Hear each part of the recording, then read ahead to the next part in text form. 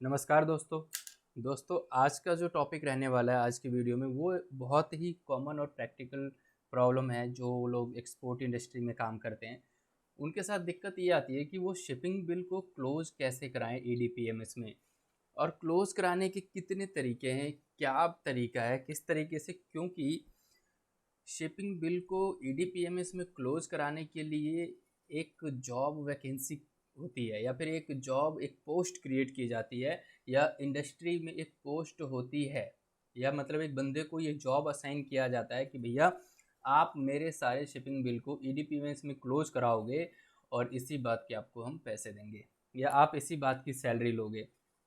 तो दोस्तों कितने तरीके हैं ईडीपीएमएस में शिपिंग बिल को क्लोज कराने के, कैसे कराएं और क्या क्या प्रॉब्लम हम फेस करते हैं, हम आज उन सारी चीज़ों को डिस्कस करेंगे। और मैं ये सब चीज़ें इसलिए बता पा रहा हूँ आपको क्योंकि इन सब चीज़ों में मैं बहुत सालों से काम करता आ रहा हूँ और मैंने बहुत सारी प्रॉब्लम फेस की है, और जिसका कैसे मैंने बैंकर्स से बात करके उसका सॉल्यूशन लिया है, और कैसे या फिर अपने सीनियर से मैंने क्या सीखा है। अब आज मैं वही सारी चीज़ें डिस्कस करूँगा। तो सबसे पहले आपको जैसे कि पता है कि ईडीपीएमएस एक रिपोर्ट है, ठीक है ना। अब पहले क्या होता था मैं बताता हूँ। अब मैं अपने ही लास्ट टू लास्ट कंपनी की बात बताता हूँ। उसमें क्या था, जब मेरी ज्वाइनिंग हुई तो मुझे दिया गया कि आप हमारे सारे के सारे बीआरसी का ध्यान रखेंगे, कि हमारे सारे के सारे जितने भी इन्वॉइसेस बन रहे हैं एक्सपोर्ट इन्वॉइस, उन सब की बीआरसी आ जानी चाहिए। मैं बोला ओके, कोई दिक्कत नहीं है। तो अब मैंने मांगा अपने जो भी जिनसे मुझे हैंडओवर लेना था कि भैया मुझे बता दो कि कितने के शिपिंग बिल है ऐसे हैं जिसके हमें बीआरसी चाहिए। और क्योंकि ईडीपीएमएस में क्लोज कराने का मतलब ये है कि सबसे पहले आप उन सारे शिपिंग बिल की पेमेंट रियलाइजेशन होनी चाहिए, है ना। जब पेमेंट रियलाइजेशन हो गई तो फिर आपने उन सब के बीआरसी बैंक रियलाइजेशन सर्टिफिकेट के लिए आपने वो सारे डॉक्यूमेंट्स दे दिए बैंक को। फिर बैंक से आपने बीआरसी ले लिया सारे शिपिंग बिल का। फिर आप देखोगे बैंक से कि भाई ईडीपीएमएस रिपोर्ट मंगवा के कि ये ईडीपीएमएस में क्लोज हुआ है नहीं हुआ। लेकिन जब मैं इनिशियली गया तो मैंने उनसे बोला कि सर मुझे बता दो कि कितने ऐसे शिपिंग बिल हैं जिनका मतलब पेमेंट या तो पेमेंट नहीं आया, और अगर पेमेंट आ गया तो उसके हमने डॉक्यूमेंट सबमिट नहीं किए बैंक में। तो उन्होंने एक लिस्ट पकड़ा दी मुझे एक्सेल की कि भाई ये देख लो, ये इतने सारे शिपिंग बिल हैं जो या तो आउटस्टैंडिंग है, जिनकी पेमेंट्स नहीं आई, और या फिर इनमें से कई ऐसे हैं जिनके डॉक्यूमेंट्स हमने बैंक में दे दिए हैं, अभी बीआरसी नहीं आई है। तो मैंने बोला ठीक है, तो ये रिपोर्ट किसने बनाई? तो मेरी तो जनरल अंडरस्टैंडिंग यही थी कि भाई अब कंपनी के बनाए हुए रिकॉर्ड जो लोगों ने खुद बनाए हैं, या मेरे जो पिछला एम्प्लॉय था या जो पहले काम कर रहा था उसने बनाया होगा, तो मैं उस पर ज़्यादा बिलीव करूं, उस पर ज़्यादा ट्रस्ट करूं, या फिर बैंक से रिक्वेस्ट करूं कि भैया आप मुझे ईडीपीएमएस रिपोर्ट दे दो। क्योंकि जो बैंक रिपोर्ट देगा अल्टीमेटली मुझे क्लोज कराना है शिपिंग बिल को कहाँ? बैंक के रिकॉर्ड में, आरबीआई के रिकॉर्ड में, कस्टम के रिकॉर्ड में। और आरबीआई और कस्टम ने जो एक इंटरफेस तैयार किया जहाँ पे ये सारे मिलके काम करते हुए ईडीपीएमएस ईडीपीएमएस रिपोर्ट। अब ईडीपीएमएस रिपोर्ट मैंने बैंक वालों से मांगा कि भैया ऐसा है, आप मुझे ईडीपीएमएस रिपोर्ट दे दो जिससे मुझे पता चल जाए कि कितने बैंक के रिकॉर्ड में शिपिंग बिल आउटस्टैंडिंग है। अब मैं ईडीपीएमएस रिपोर्ट एक सेकेंड ईडीपीएमएस रिपोर्ट मंगवाने लग गया तो मुझे पता चला कि इनके ना 3 बैंक हैं, बैंक ए, बैंक बी, बैंक सी। मान लेते हैं Punjab national bank, corporation bank, HDFC bank, जो भी है। अब सवाल ये उठता है कि सर क्या मैं एक ही बैंक से ईडीपीएमएस रिपोर्ट मंगवा लूँ और फिर उस पर मैं देख लूँ कौन कौन से शिपिंग बिल अभी भी ओपन आ रहे हैं, फिर उस पर काम करना शुरू कर दूँ? तो दोस्तों जो ईडीपीएमएस रिपोर्ट है, तो ईडीपीएमएस में क्या होता है कि जो बैंक है वो बैंक डिक्लेयर किए जाते हैं एडी, ऑथराइज डीलर, ठीक है। तो ऑथराइज डीलर सारे के सारे जितने भी शिपिंग बिल हैं, आपने देखा होगा कोई भी शिपिंग बिल बिना एडी कोड के नहीं होगा। मतलब ये कि हर एक शिपिंग बिल को डील करने के लिए, हर शिपिंग बिल को क्लोज करने के लिए कोई ना कोई ऑथराइज डीलर डिक्लेयर्ड है, और वो ऑथराइज डीलर का कोड एडी कोड मेंशन होता है shipping bill pay. It means कि भैया वो बैंक जिसका AD code shipping bill pay है मेंशन, वो बैंक ऑथोराइज है उस पैसे को कलेक्ट करने के लिए, और उस पैसे से जो आप उसको डॉक्यूमेंट दोगे तो वो बीआरसी रिलीज करने के लिए। तो कहीं ना कहीं ये डाउट रहेगा कि अगर आपने मान लेते हैं कि एचडीएफसी बैंक को रिक्वेस्ट दिया कि भैया आप मुझे ईडीपीएमएस की रिपोर्ट दे दो, तो वो हो सकता है वो अपने एडी की ही रिपोर्ट देगा, क्योंकि उसका एक ऑथराइज डीलर कोड है, वो अपने एडी से निकाल के दे देगा। तो इसलिए हम क्या करें, चाहे आपके 2 बैंक हो, 3 बैंक हो, 4 बैंक हो, सबसे पहले आप एक काम करो, आप बैंकों को एक मेल लिखो, एक मेल ड्राफ्ट करके या एक मेल लिखो सभी बैंकों को, अलग अलग बैंकों को अलग अलग एक मेल लिख दो और लिखो ईडीपीएमएस रिपोर्ट, सब्जेक्ट में आप लिखना EDPMS report as on date. ठीक है, मुझे आप ईडीपीएमएस रिपोर्ट दे दो as on date. As on date का मतलब ये है, मैं बताता हूँ।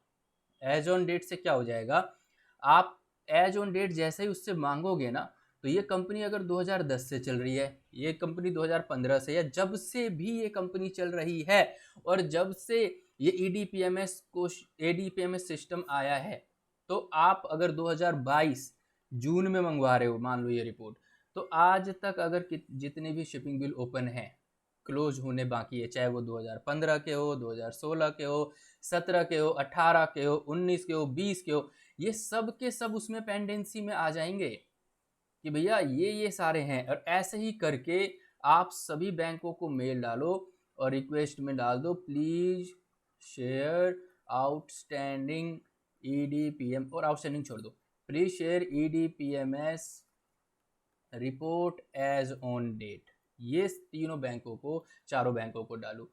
जैसे ही आ जाएगा रिपोर्ट, वो एक्सेल फॉर्म में ले लो, एक्सेल फॉर्म में शेयर करेंगे, और नहीं करते तो आप बोलो भैया ये मुझे एक्सेल फॉर्म में शेयर कर दो। फिर उस फॉर्म में आप देखो कि यार कब से आ रहे हैं ये शिपिंग बिल ओपन, इसमें तो आपको मिल सकता है भाई 2015 का भी है, 16 का भी, 17, 18 जो भी है, 19, 20, तो आपको एक काम मिल गया कि हाँ ठीक है। अब ये जो अलग अलग बैंकों से जो आपने ये रिपोर्ट ले ली है, ये आपके पास एक ऑथेंटिक रिकॉर्ड है, ये मतलब ये इस पे कोई डाउट नहीं रहेगा। ठीक है ना, बैंक की रिपोर्ट है, बैंक के रिपोर्ट पे काम कर रहे हो। अब मैंने क्या किया, जब मुझे हैंड ओवर दिया गया था पिछले एम्प्लॉय ने कि भैया ये लिस्ट है कि इतने शिपिंग बिल पेंडिंग है, मैंने फिर ईडीपीएमएस की रिपोर्ट मंगवाई, वो दोनों मैच नहीं हो रहे थे।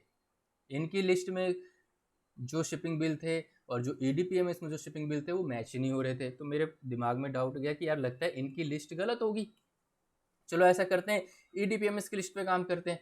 ये लोग दिखा नहीं रहे थे कि 2018 का भी पेंडिंग है, 2017 का भी है, 2019 का भी है, 2020 का भी है, लेकिन इसमें पेंडेंसी आ रही थी पुराने शिपिंग बिल्स भी, पिछले सालों के भी शिपिंग बिल्स। तो मैंने क्या किया, ठीक है, ईयर वाइज हमने उसको कर लिया, उसको सेग्रीगेट कर लिया। मान लेते हैं जो सबसे पहले वाला है, सबसे पुराना है, उसको मैंने टॉप पे रख दिया, क्योंकि टॉप प्रायोरिटी होनी चाहिए उसको ख़त्म कराने की। नहीं तो आप कॉशन लिस्ट में जाओगे, और कोई भी एक्सपोर्टर जब कॉशन लिस्ट में चला जाता है ना, तो जो भी लिमिट्स मिलती हैं पीसीएफसी की, पैकिंग क्रेडिट की, पोस्ट शिपमेंट की, उन सब में दिक्कत आती है, वो सब बंद भी कर सकते हैं। तो हमारी प्रायोरिटी यही होनी चाहिए, सबसे पहले पिछले सालों की जितने भी हैं उसको क्लोज कराएं। अब सर क्लोज तो करा लें, लेकिन जब हम क्लोज कराने लग गए तो बहुत सारे इश्यूज आए। क्या, पहला कि ठीक है जी पेमेंट भी आया हुआ है और हमने उसके डॉक्यूमेंट नहीं दिए, तो बना दो डॉक्यूमेंट, पेमेंट की डिटेल शेयर कर दो और बीआरसी निकलवा लो उस बैंक से। दूसरी चीज़, सर पेमेंट तो है लेकिन किसी में $50 कम है, किसी में $100 कम है, मतलब एक नॉमिनल चार्जेस कटे हुए हैं सब में। और इस वजह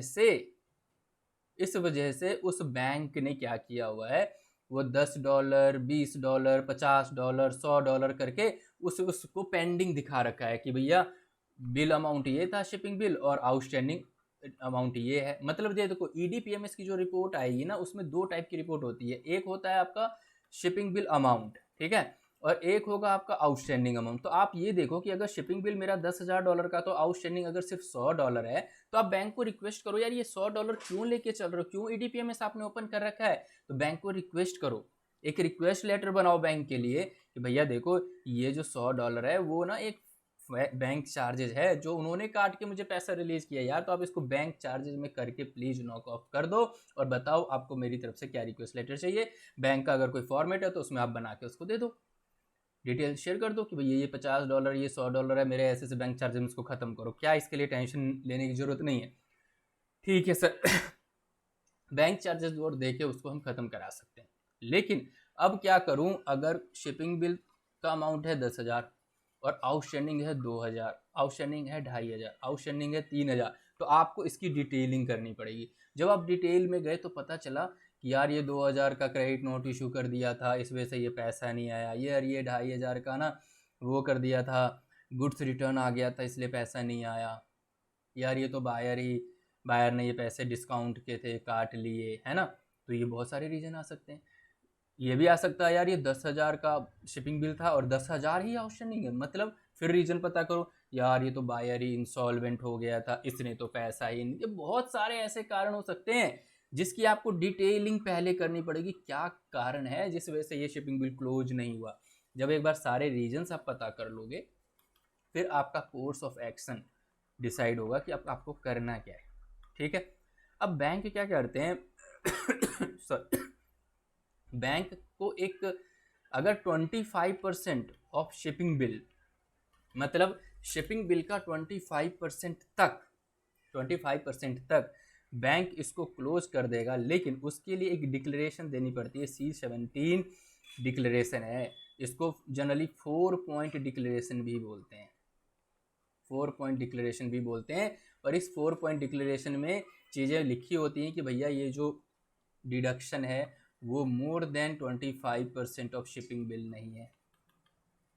ठीक है। सेकंड, हम सरेंडर कर देंगे जो भी बेनिफिट हमने लिया है, डीबी के ले लिया, कोई अदर इंसेंटिव ले लिया, वो सारे के सारे।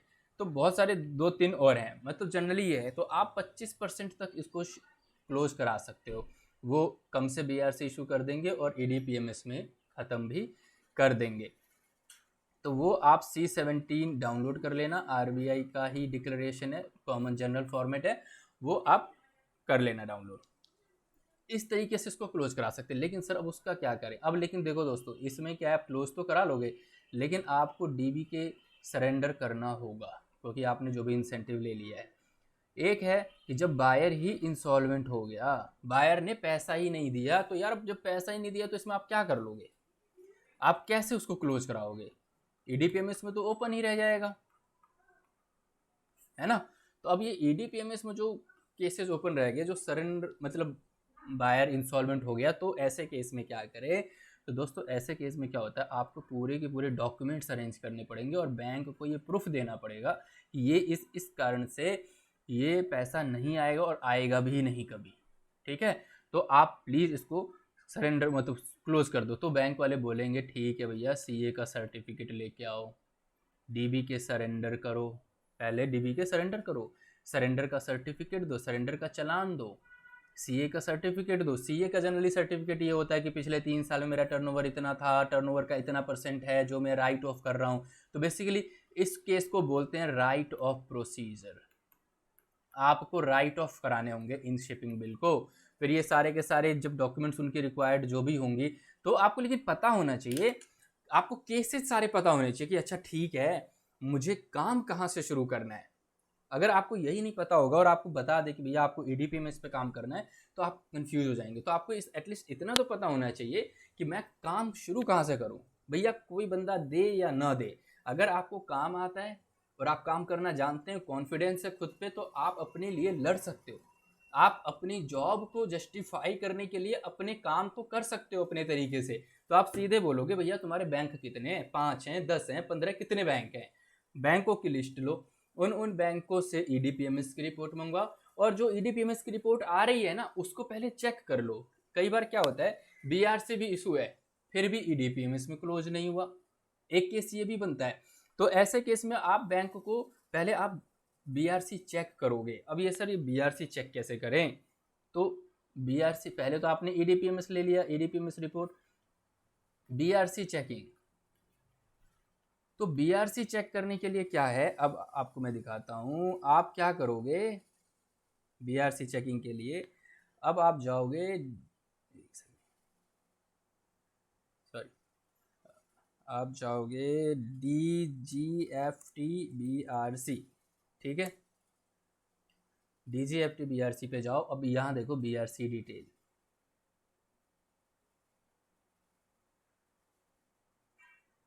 अब यहाँ आ गया ना, तो अब इस पे आप इंपोर्ट एक्सपोर्ट कोड डालोगे।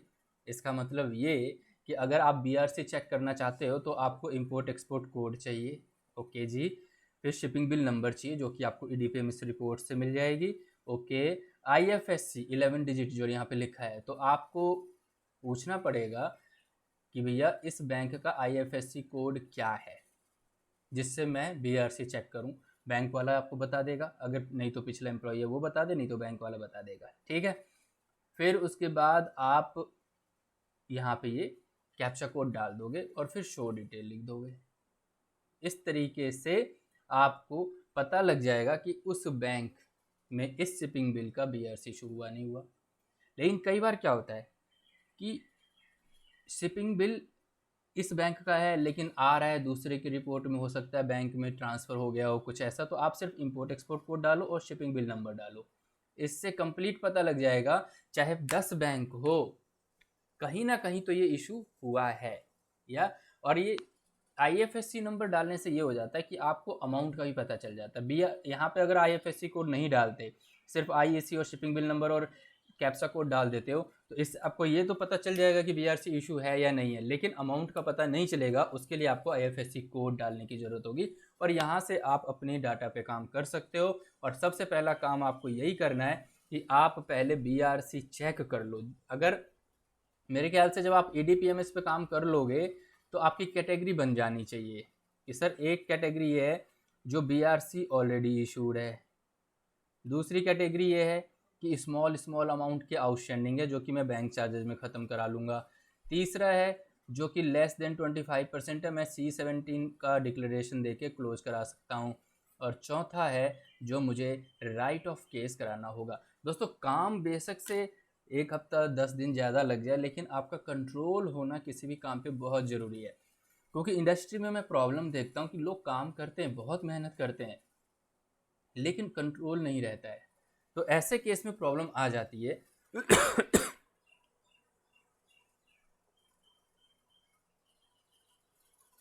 ठीक है। तो कंट्रोल करने के लिए आपको आपका सोर्स पता होना चाहिए, सोर्स ऑफ इंफॉर्मेशन है क्या। तो जब आपको पता है कि आपका सोर्स ऑफ इंफॉर्मेशन बिल्कुल करेक्ट है, मुझे लड़ना ही बैंक वालों से है, देना ही उस डाटा पे काम करना है, तो आपका कॉन्फिडेंस बहुत हाई रहता है। लेकिन अब आपका सोर्स ऑफ इंफॉर्मेशन ही अगर इनकम्प्लीट है तो आप हमेशा डाउट में रहोगे कि पता नहीं कल के कुछ नया ना निकल के आ जाए, कल के कुछ नए शिपिंग बिल्स तो नहीं आ जाएंगे। अगर ईडीपीएमएस रिपोर्ट में कुछ चेंजेस आ जाती हैं, कुछ नए भी वैसे निकलते नहीं, अगर आ जाते तो आपके पास वैलिड प्रूफ रहेगा कि भाई मेरे पास तो इस डेट का ईडीपीएमएस रिपोर्ट है, इसमें तो ये सारी चीज़ें थी, मैंने इस पर काम किया है। आई होप कि मैंने कोशिश की है कि आपको थोड़ा बहुत समझ में आए कि ईडीपीएमएस में शिपिंग बिल को क्लोज कैसे कराते हैं। और ये मेरे एक दोस्त की क्वेरी थी, मेरे एक फ्रेंड की क्वेरी थी, जिसका मैंने जवाब देने की कोशिश की है। दोस्तों अगर अब भी कोई क्वेरी रहती है तो प्लीज़ मुझे कमेंट बॉक्स में ज़रूर बताइए। मैं हर एक कमेंट को पढ़ के अगर मुझे लगेगा कि उस पर एक वीडियो बनाया जाए तो मैं ज़रूर बनाऊंगा, ताकि मेरा इंडस्ट्रियल एक्सपीरियंस आपके काम आए और आपकी थोड़ी सी हेल्प कर पाऊँ। और मुझे कोई भी ज़्यादा ऐसी एक्सपेक्टेशन नहीं है, बस मैं आपकी हेल्प करने के लिए ये सारी चीज़ें वीडियोस बनाता जा रहा हूँ, ताकि जो मैंने इतने सालों में इंडस्ट्री में सीखा है, लोगों से गालियाँ सुनी है चीज़ों को सीखने के लिए, अपने बॉस से डांट सुनी है, लोगों की हेल्प की है, लोगों से हेल्प ली है मैंने, वो आप तक पहुंचा पाऊँ। तो दोस्तों मिलते हैं नेक्स्ट वीडियो में कुछ ऐसे ही इंटरेस्टिंग टॉपिक के साथ, और उम्मीद करता हूँ आपको वीडियो अच्छी लगी। प्लीज़ लाइक कीजिए, सब्सक्राइब कीजिए और अपने दोस्तों से शेयर कीजिए जो इस इंडस्ट्री में काम कर रहे हैं। तो मिलते हैं नेक्स्ट वीडियो में, तब तक के लिए गुड बाय दोस्तों, टेक केयर।